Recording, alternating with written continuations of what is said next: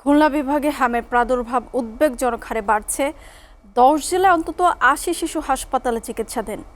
দর্শক, এ বিষয়ে বিস্তারিত জানাতে সরাসরি যুক্ত হচ্ছেন সহকর্মী রকিবুল ইসলাম মতি। মতি, খুলনায় কি হামের প্রাদুর্ভাব বেড়েছে কিনা, আর হাসপাতালের চিকিৎসা ব্যবস্থা কেমন দেখছেন?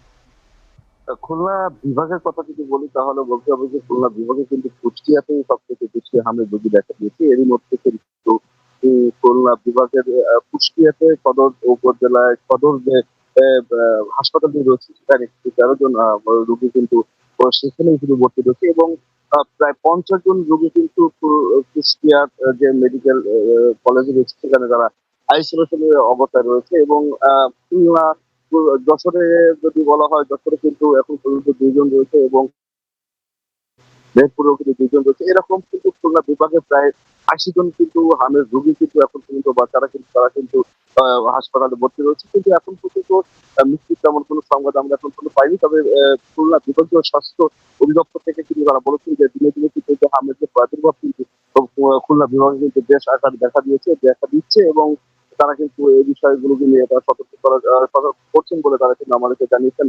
আমরা এখন রয়েছি খুলনার একমাত্র এই দক্ষিণ অঞ্চলের শিশু হাসপাতালে, যে শিশু হাসপাতালে কিন্তু দক্ষিণ অঞ্চলের যারা শিশুরা কিন্তু এখানে ভর্তি হয়ে থাকে। কিন্তু আমরা এখানে এসে যে বিষয়টি জানতে পেরেছি, এখানে যারা তত্ত্বাবধায়ক আছেন তার সাথে কথা বলেছি, তিনি আমাদের বিষয়টি জানিয়েছেন। তিনি বলছেন যে এখানেও কিন্তু আমের যে রুগী, সেই রুগী কিন্তু এখানে আছে, কিন্তু কিন্তু তারা এখানে কিন্তু সেই চিকিৎসা তারা দিতে পারেন না। কারণ এখানে গড় এভারেজের যে বাচ্চারা আসেন তাদেরকে সাথে রেখে এই রোগী তারা চিকিৎসা দিতে পারেন না। তাদের চিকিৎসা দেওয়ার জন্য কিন্তু আলাদা করে আইসোলেশন করার প্রয়োজন হয়। যার কারণে তারা এখান থেকে রেফার করে তারা কিন্তু খুলনা মেডিকেল কলেজ হাসপাতালে কিন্তু তারা এই শিশুদেরকে পাঠায় এবং খুলনা মেডিকেল কলেজ হাসপাতালে কিন্তু এখন পর্যন্ত 4 জন রোগী কিন্তু সেখানে আইসোলেশনের অবস্থায় রয়েছে এবং সেখানকার যে দায়িত্বে রয়েছেন তাদের সাথে আমরা কথা বলেছি।